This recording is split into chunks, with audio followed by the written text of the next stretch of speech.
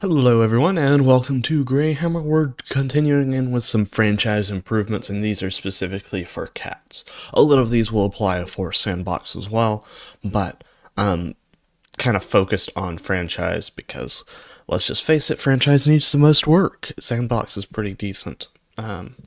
We'll see, because I will be doing a new Sandbox zoo in the future sometime soon. We'll see. But let's get into the video. If you like this kind of videos, don't forget to like, comment, subscribe.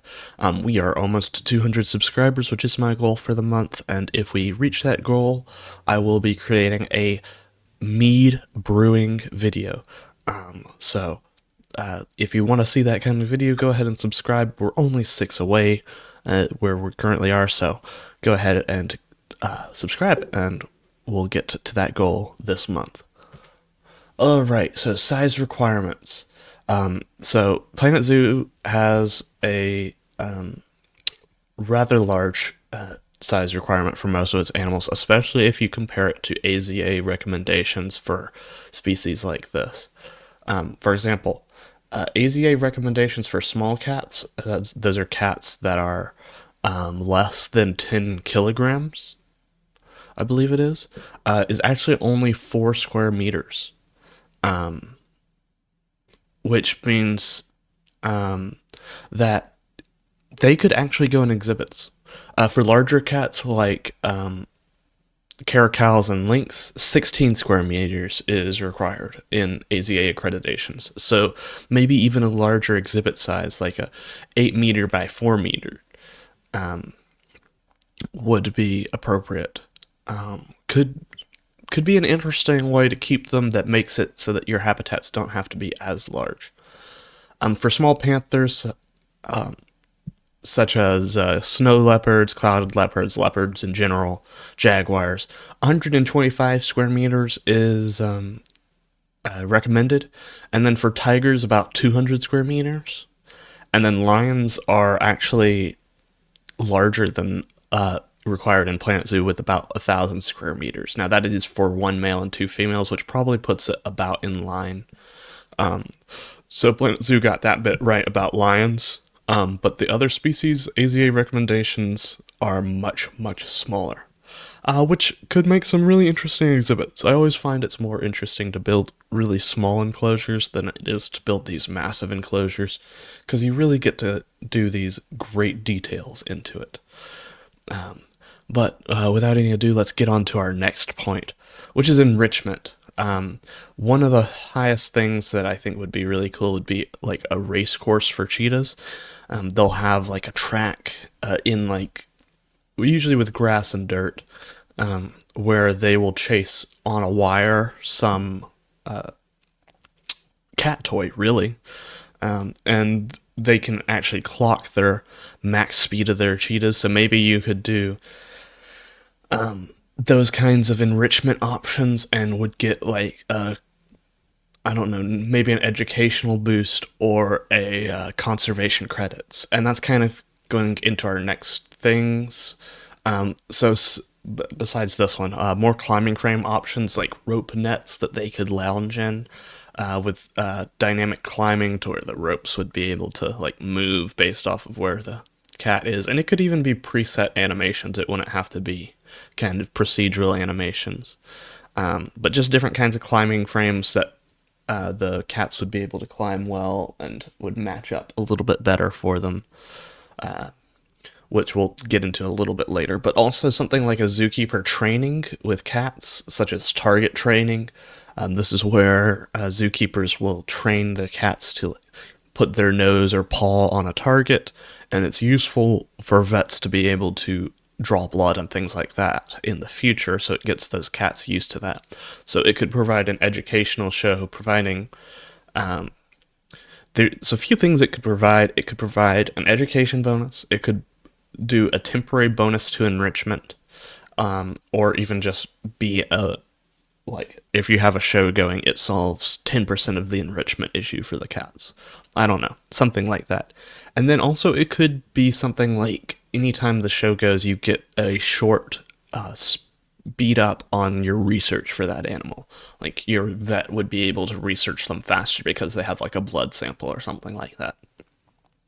Could be really interesting, fun interactions. I know my zoo, at least they used to do this for their lions. I'm not sure if they still do, where they have like a lion show where they have target training, and they reward their cats with food for getting up on their hind paws against the wall, so that against like a screened wall, so that they could draw blood if they needed to. So anything like that really would make this feel more realistic for your zoos.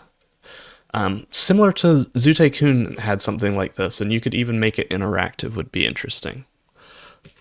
Next one is some remodels. All cat models in the game need just a few tweaks. I'm not as big of a antagonist to a lot of the cat models in game, but I think they definitely could bring them more in line with reality. Some of the cats just don't look great. Lion's going to need the most work, though I don't think their model's as bad as some people make it out to be. I think the mane just really struggles, which they've proved that they can do really good hair physics, but they usually seem to struggle with long hair, so I wonder if it might be a game engine issue. But DLC animals are always better as well, so base game animals need less changes on this aspect. I mean, like, your sand cats, your caracals, they look pretty good. Maybe a few changes here or there, but I know some people aren't a big fan of the palace cat. I don't have too much of an issue with them, but remodels would definitely go a long way in making the big cats especially from Planet Zoo, look more like they belong in Planet Zoo as the style has become more and more realistic. Exhibits. We kind of talked about this in point one, but small cats like sand cats and palace cats can live in the 4x4 exhibits. So we already have desert habitats for sand cats, and we would be able to have a new taiga habitat for the palace's cats. Would be really cool. I know my local zoo has them, both of these cat species, in what would be considered exhibits, but they are larger than, well, I say that. We always forget about the enormity of Planet Zoo's habitats. Like, it's 4 meters by 4 meters, and you're like, well, that's the smallest, like, regular unit, like, grid piece. But you gotta remember also, 4 meters is approximately a little bit over 12 feet. So this is actually pretty sizable for these kinds of cats. So actually, I think my zoo might actually keep them in something similar to a 4x4 meter. But they would have really cool exhibit options because they could climb to different areas. You could have really interesting animations. And I really am a proponent of this because it saves space in your zoos so you can have more animals. It would add some more higher intrigue animals to your exhibits. And it would make it so that maybe in the future we could get small cats like sand cats and palace's cats without as much work having to go into them. They could focus more on the model because the models and exhibits are usually pretty good. So we could maybe get more small cats that wouldn't require as much work, and so maybe they could cram more animals into DLCs because, I mean, I love Planet Zoo, and I think it has a great selection of animals, but let's just admit it, there's hundreds of animals out there. And if they're going to include all the ones that people want, they're going to have to find ways to make it easier on themselves to import those animals. But then larger cats like the caracal and lynx, those are at the highest limit, especially the Canadian lynx. Eurasian lynx is a little smaller, if I'm not mistaken. Though I think the Russian subspecies can be quite large. They could live in an 8x4x4 exhibit, which we talked about in the reptiles. But yeah, I know my local zoo had their bobcat in an enclosure like that. We didn't have a caracal, but we had like a jaguarundi, fishing cat. We had an ocelot in a pretty large enclosure, but then again, 8 meters, if you multiply that by 3, is 24. So 24 feet. It might have actually been in an enclosure about that size, it was just taller. You always forget how enormous those meters are until you start calculating them into feet, because I mean here in the U.S. we don't use meters, so. But just kind of that's a small point on that. Animations is the next thing. We need better syncing up of climbing and jumping animations, especially. Sometimes the jumping feels really finicky, where like it feels like they just kind of spring and float along the air. So I think more explosive style jumps where you can really see the cat like rapidly accelerating into the jump, um, as opposed to kind of they bunch up and then they just kind of parabolically glide. That's not really how cats jump. Cats kind of launch themselves into the air. And so also climbing, this is something that will be needed to be worked on in all things, but just tuning up climbing animations to better sync them to all the different pieces. And if you can't sync up a piece, make the cat not be able to climb on it. I mean, that's just how it probably needs to be. We need animations for new behaviors. Let me know in the comments what kind of new behaviors you'd like to see. I couldn't really think any, but I just know that there's like definitely got to be some specific behaviors that just would make the cat seem more cat-like. And better sync up collision boxes because from what I've heard, a lot of the cats, like the mountain lion, don't have the greatest ability to climb up rocks and things, and so their traversable terrain can be rather difficult to deal with, which is kind of crazy because they're such a agile cat species.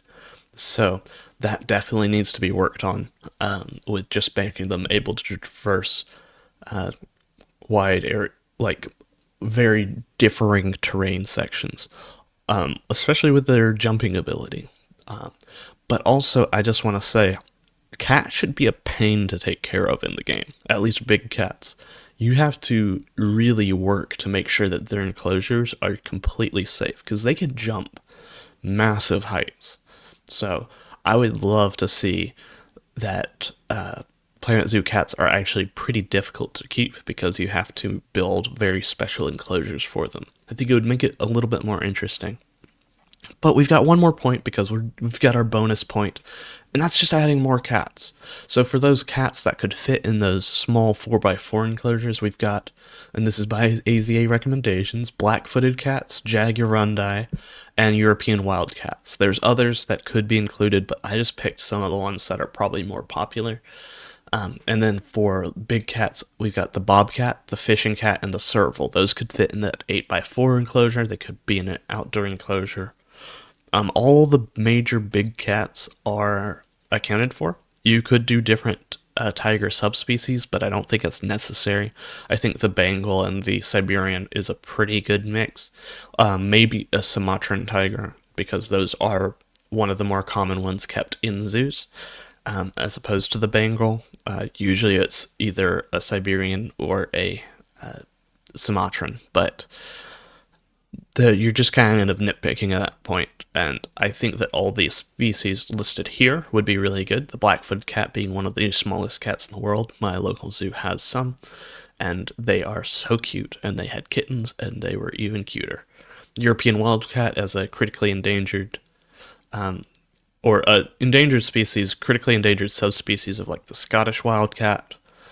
Jaguarundi, a very elusive, interesting cat that does look a little bit like the Fusa, but would be very interesting to have in the game. Bobcat being a smaller, thinner lynx option. Fishing cat being a semi-aquatic small cat, so could be an interesting exhibit animal too.